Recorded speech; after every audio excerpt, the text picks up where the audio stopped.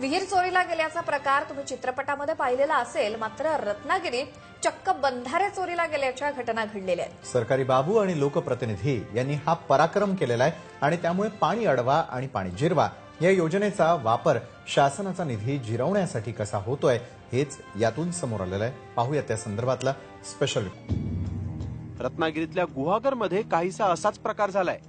पाणी अडवा आणि पाणी जिरवा या घोषवाक्याखाली काही लाखो रुपये अनेकांनी मिळून जिरवलेत। त्रिशूळ साखरी या डोंगराळ भागात वसलेल्या गावात पाण्याची मोठी टंचाई असते, त्यामुळे पक्क्या स्वरूपाचा मोठा बंधारा बांधण्याचं काम सध्या सुरू आहे। मात्र त्यासाठी चक्क कच्च्या बंधाऱ्याचे दगड चोरून नेले जात असल्याचा आरोप होतोय।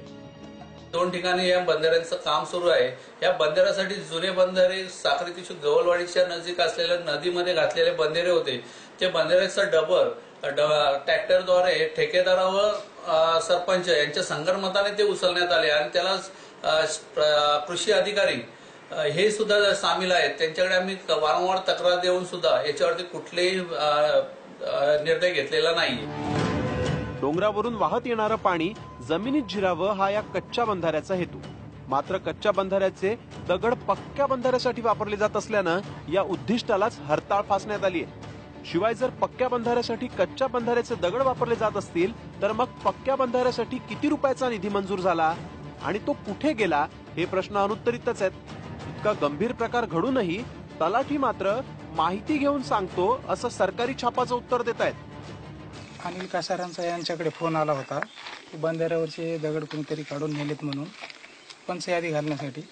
पंचयादी घालणे का मी ग्रामसेवक भाऊ आणि मी सोबत आलो। अगोदर तिथं काय परिस्थिती होती ते माहित नाही, पण तिथं दगडी त्यांचं म्हणणं आहे ग्रामस्थांचं की तिथल्या दगडी चोरीला गेल्यात रात्री। ते दाखवले त्यांनी स्पॉट, त्यात आम्ही पंचयादी घालतोय। शासनाच्या योजना चांगल्या असतात, मात्र त्याची अंमलबजावणी कशी आणि कोणाकडून होते यावर त्याचं यशापयश अवलंबून असतं। त्रिशूळ साखरीतल्या या प्रकारानंही हेच अधोरेखित केलंय। मी स्वतः खाबुगिरी करणार नाही आणि इतरांनाही ती करू देणार नाही असं सभेत सांगून टाळ्या मिळवणाऱ्या पंतप्रधान नरेंद्र मोदींच्या पक्षाचंच सरकार राज्यात असल्यानं या प्रकरणात कारवाई होणं अपेक्षित आहे। अन्यथा सरकारच्या युक्ती आणि कृतीत फरक असल्याचा संदेश लोकांमध्ये जाईल। लक्ष्मीकांत घोणसे पाटील, TV9 मराठी, रत्नागिरी।